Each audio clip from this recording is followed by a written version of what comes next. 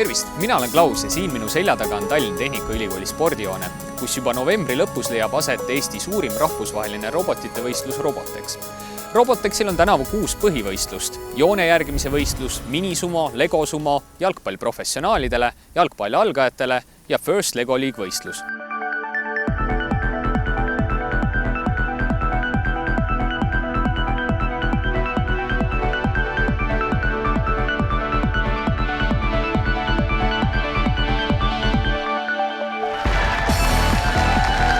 Jalgpall on olnud Robotexi võistluskavas 3 järjestikusel aastal. Nõnda on ka tänavu, aga millised muudatused on olnud jalgpalli reeglites? Põhilisemad muudatusi see aasta on see, et on ära kaotatud seinad. Mis tähendab seda, et kui eelmistel aastatel löödi pall väravast mööda, siis pall põrkas tagasi väljakule.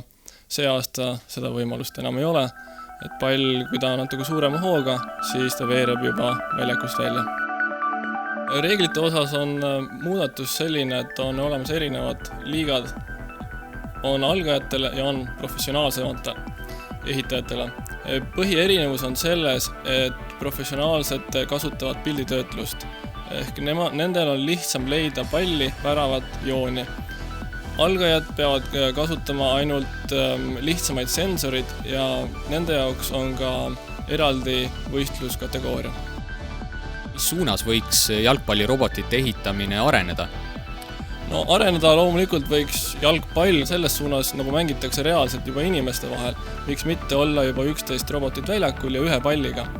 Praegusel juhul loomulikult ei ole veel robotid nii intelligentsed.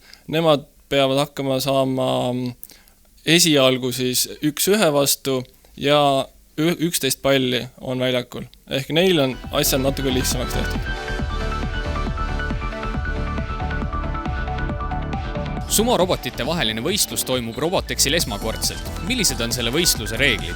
Selle võistluse reeglid on nagu päris sumoski, mille põhiülesandeks on vastane ringist välja lükata. Võistluskategooriaid on 2, on Lego sumorobotid ja on minisumorobotid. Aga mille poolest need robotid üksteisest erinevad? Robotitel on reeglites ette nähtud erinevad mõõdu- ja massipiirangud. Lego sumodel on massipiirang 1 kilo ja nad peavad mahtuma 15 x 15 cm ruudu sisse. Minisumodel on 0,5 kilo piirang ja mõõdud, laius ja pikkus on 10 x 10 cm. Millised on võistlusväljakud? Võistlusväljakud Lego ja minisumole on 77 cm diameetriga puidust ketas. Et kasutame mõlemal võistlusel ühte sama väljakut, sest et see on rahvusvaheliselt sisse kujunenud formaat. Jalgpallirobotite tegevust on väga huvitav vaadata, sellepärast et üldjuhul saavutatakse väga rohkearvuliste väravatega punktitulemus, siis mida põnevat on võimalik vaadata sumorobotite heitlusest? Kindlasti see kiirus ja võtted, mida nad teevad, et vastane välja lükata. Vahepeal on näha ka õhku lendavaid ja upperpalle tegevaid robotid ja seal on adrenaliini ikka omajagu.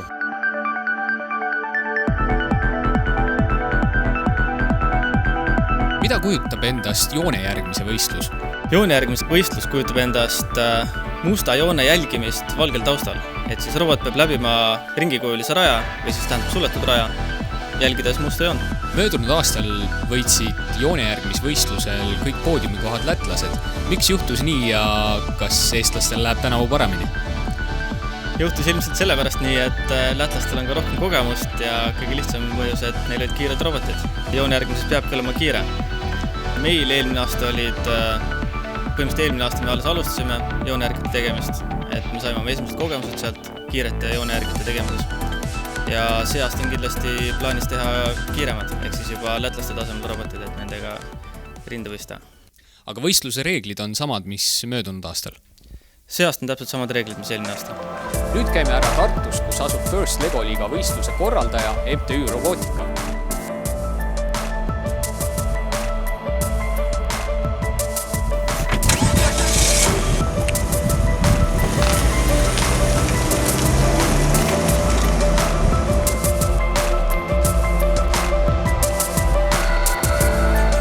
First Lego League võistlus on lastele vanuses 9–16 suunatud selline robootika ning teadusalane võistlusformaat, kus õpilased iga aasta lahendavad reaalelulisi probleeme, ehitavad roboti, mis lahendab siin meie kõrval oleva laua peal olevad ülesanded 2,5 minuti jooksul ning lõpuks siis, kui nad on väga võidukad, esindavad ka oma riiki välismaal.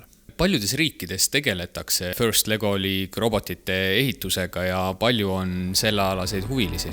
Eelmisel aastal osales First Lego League'al üle 20 000 meeskonna ning need olid 70 riigist. Kas sa räägiksid mõne sõnaga ka reeglitest? Reeglid on lihtsad. Õpilaste meeskond, mille suurus võib olla 2-10 õpilast, peab 8 nädala jooksul tegema valmis ühe projekti. Projekt on siis tegelikult lahendus mingisugusele probleemile, mille nad ise leiavad, mis on tegelikult ka maailmas olemas ja millega teadlased näevad vaeva. Ja nad mõtlevad sellele probleemile välja innovatiivse lahenduse ning siis teevad selle kohta esitluse, mida nad peavad võistlusel näitama. Ning teine pool on siis robotimäng, mis on siin meie kõrval, mis koosneb erinevatest missioonidest, mida nad peavad 2,5 minuti jooksul lahendama. Aga mis on tänavuse võistluse teemaks? Selle aasta võistluse teemaks on inglise keeles Senior Solutions ehk siis eesti keeles on see eakate lahendused. Sisuliselt püütakse leida tehnoloogilisi lahendusi, mis aitaksid vanematel inimestel ennast tunda rohkem ühiskonnas vastuvõetuna ning mitte väga kõrvale jäetuna. Kas maailmas on ehitatud ka selline robot, mis on ära võtnud kõik punktid laualt? Jah, neid ehitatakse iga aasta, pigem läheb võistlus selle peale, kes seda kiiremini teeb. Aga selle aasta selle robotimängu erinevust eelnevatest on see, et maksimaalselt punktide arvu pole võimalik saavutada ühe missiooni pärast.